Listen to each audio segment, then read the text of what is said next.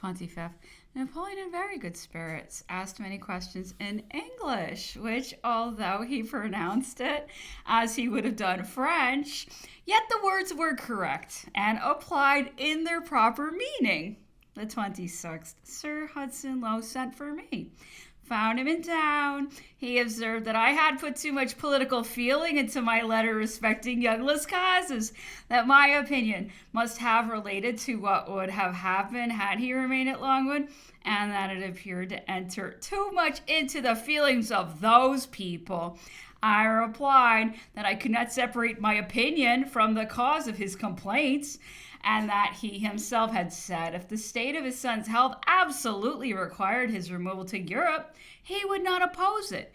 Sir Hudson answered that he had certainly said that if it absolutely required such a measure, he would not oppose it, but that I had entered into a discussion not called for in the letter.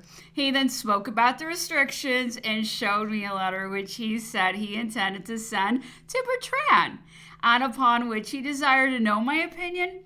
After reading it, I observed to His Excellency that I thought it calculated to produce some severe remarks from Napoleon, as in fact it left matters in nearly the same state as they had been before, after having nominally removed some of the restrictions.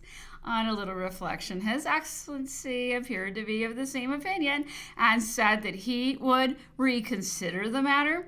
In the meantime, he authorized me to tell General Bonaparte that several of the restrictions should be removed, especially those relative to speaking, that the limits should be enlarged, and that liberty should be granted to people to visit him, nearly as in former times under the Admiral. Informed Napoleon of this, who replied that he desired no more than to have matters put as nearly as possible as they were under the Admiral, that he thought it right and just if the governor suspected either an inhabitant of the island or a passenger or any of them, that he should not allow them to enter Longwood, but that what he, Napoleon, meant was that the majority respectable passengers or inhabitants should be allowed to visit him, and not one or two who had been picked out and sent up to Longwood by the governor or by his staff as a keeper of galley slaves would send a curious traveler to his galleys to see some extraordinary criminal. If, continued he, I met a man whose conversation pleased me, like the Admiral, for example, I should wish to see him, and perhaps ask him to dinner or breakfast, as was done before the governor's arrival. Therefore, I wish that a list should be sent, in the first place, by the governor to Bertrand, containing the names of the persons that he will allow to visit us, that afterwards Bertrand shall have the privilege of asking any person again whose name is upon that list.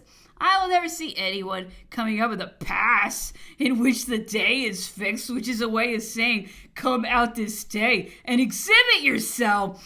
I want also that our situation may be clearly defined, so that my household shall not be liable to the insults which they have all suffered and continue to suffer, either from being kept in the dark respecting the restrictions which he imposes, or from the misconception of sentinels, or the orders given being of a discretional nature, which may put a sentinel upon his responsibility and will constitute him an arbitrary judge. The trifling vexations and humiliations which he makes us undergo are worse to us than the greater.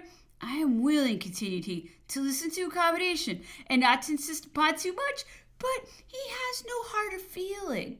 He thinks that a man is like a horse. Give him a bundle of hay and a roof to cover him, and nothing further is necessary to make him happy. His policy is that of the petty states of Italy, to write and promise fairly, apparently give liberty, but afterwards, by insinuations, change everything.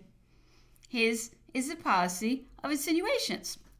I then asked if the governor consented, and the admiral were satisfied. Would he hold a conference with that officer as an intermediator in order to bring about an arrangement? Napoleon replied, willingly, with the greatest pleasure. I would treat personally with the admiral, and I think that we could settle it in half an hour. I have so much confidence in him that if the English government would allow it, and the admiral would pledge his word of honor that no one but himself should know the contents unless there was some plot or intrigue against his government, I would write a letter putting him in possession of everything I know relative to my property, in order that I might be able to make use of it. Tomorrow, continued he, I shall let you know whether I am of a like opinion relative to the intermediation. If I continue the same, you shall go to the governor and propose it to him. A letter sent by Count Bertrand to Sir Hudson Lowe requesting that countless causes might be permitted to visit Longwood previous to his departure in order to take leave of the emperor. The 27th gave Napoleon some newspapers. On looking over them, he observed an article about Pozzo di Borgo. Pozzo di Borgo, said he, was deputy to the legislative body during the Revolution. He is a man of talent, an intriguer, and knows France well. As long as he remains there as an ambassador, you may be sure that Alexander does not consider Louis to be firmly seated upon the throne. When you see a Russian nominated as ambassador, you may then conclude that Alexander thinks the verb is likely to continue in France. He then desired me to go to the governor and tell him that if he were willing to come to an amicable arrangement, he, Napoleon, thought the best means of effecting it would be to authorize the admiral to act as intermediator. That if such were done, he had little doubt, but matters might be adjusted. That he wished it himself, as he did not like to complain. All he wanted was to live, or in other words, that the restrictions should not be of such a nature as to induce a person to wish for death. That in consequence of what I had said to him, he had ordered Bertrand to discontinue writing a complaint, which he had intended to have sent to Lord Castlereagh for the Prince Regent, and in fact that he was desirous of an accommodation.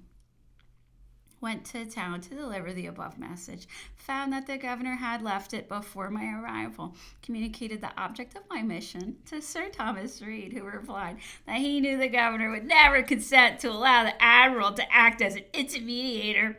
There was no use in proposing it. I replied that as I had been charged with the message, I must deliver it, as perhaps it might lead to good effects. Went to Plantation House and communicated my message to Sir Hudson Lowe. He said that he would accept the proposal, but that he had previously to decide upon a very delicate point, which might break off any proposed arrangement. That General Bonaparte had asked to see countless causes before his departure, which would do away the great object he had had in view for a month back, that of cutting off all communication between Longwood and Les Causes.